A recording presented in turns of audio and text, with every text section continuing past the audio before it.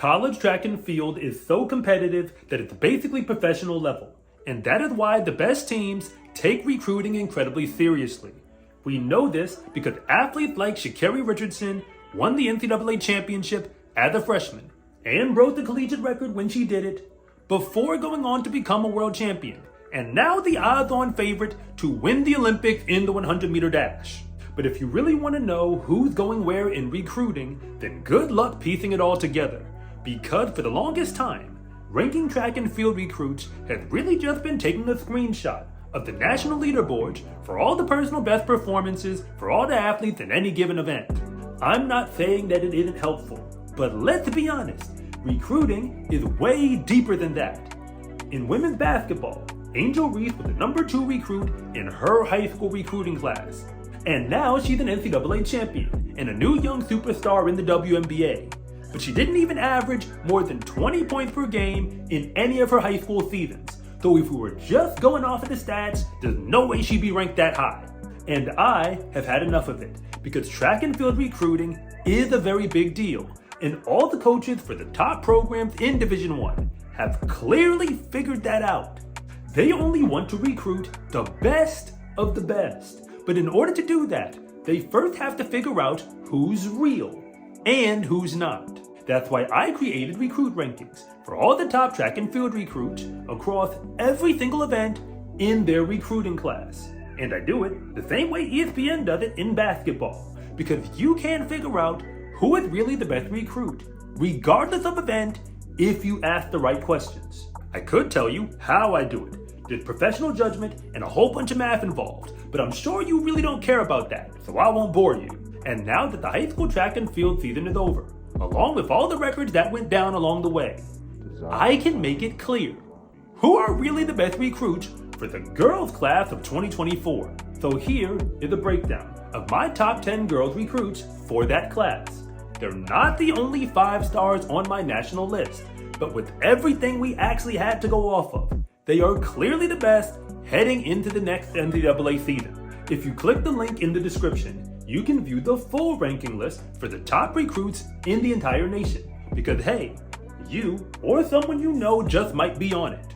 This list is a re-ranking from one that came out before the high school track season for 2024 even started. I've already re-ranked the boys for 2024, and we'll be doing the same for the boys and girls in the class of 2025 soon. In addition to dropping a brand new list for the boys and girls in the classes of 2026 and 2027. And even if you're not on the list yet, and you want to go D1, and you think you deserve a chance to be ranked on my national list, complete with a 5-star ranking to match, then you can send me your information on my website. I must admit, there's no guarantee that you'll get on, but it does give me a chance to consider you. And if you disagree with me about any of the rankings, that's fine, because rankings don't mean anything after the gun goes off. But if you're new here, I want to say thank you for even making it this far into the video. And I'm Coach Rob, the founder of SCARecruiting.com, where I rank the best high school track and field recruits in the entire nation. And if anything that I say actually connects with you, it is always greatly appreciated if you would please like and subscribe. But if I don't, just let me know in the comment section, because I try to read them all. Ranked number 10 in the nation is a distance runner, Isabel Allori out of Colorado. She was a 4-star recruit heading into the season, but climbed all the way up into this spot. She finished top 5 in her class in both the 1 mile and the 2 mile, and now she is committed to Notre Dame. But ranked number 9 is Madeleine Fey out of Texas, who is a thrower who held on to her spot inside of the top 10. She's actually the best discus thrower in the class, and taking all of that talent to Kansas in the Big 12. Yet Rachel Forsyth out of Michigan is another distance runner who comes in at number 8. She finished top 10 in her class in the 800, the mile, and the 2 mile, which is a whole lot of range for any distance runner. And on top of that, she's staying home to attend Michigan State. Yet Allie Ince out of Illinois was just a little bit faster in the 800 and the mile. For that reason, she gets the number 7 spot and holds on to her place inside of the top 10. She could have stayed home and competed for Illinois, but instead, she is committed to Oregon to help them transition into the Big 10, which I'm sure is going to be a brand new rivalry. The number 6 spot goes to Indya Mayberry, who is a sprinter out of Texas. She was already a 5-star last season, but stepped her game up to get inside the top 10. And now she's committed to TCU. And the state of Texas keeps it rolling at the number 5 spot because Skylynn Townsend is the best jumper in the entire nation. And it really ain't close anymore. She even made the finals of the Olympic trials in the triple jump. And now she is committed to take all that talent to Georgia in the SEC. Yet the number 4 spot had to go to Hadley Lucas out of Indiana. And that means she is officially the best thrower in the entire class. She'd already snuck inside the top 10 last season. And now she's taking all that talent to Wisconsin in the Big Ten. The number 3 spot goes to a sprinter who would have been the best in her class during most years. But this is not most years. Adaejah Hodge out of Georgia is staying home to compete for the Bulldogs. She was technically the best 100-meter runner on the clock this year in her class, and second best in the 200. But remember, I said technically, and they're the reason. But before I get into all that, I've got to give credit where credit is due, because the number 2 recruit in the nation wasn't even ranked inside the top 100 before the high school season started. Allie out of Virginia is officially the best distance runner in her class, and nobody really saw that coming. She was the fastest in her class for both the 1 mile and the 2 mile.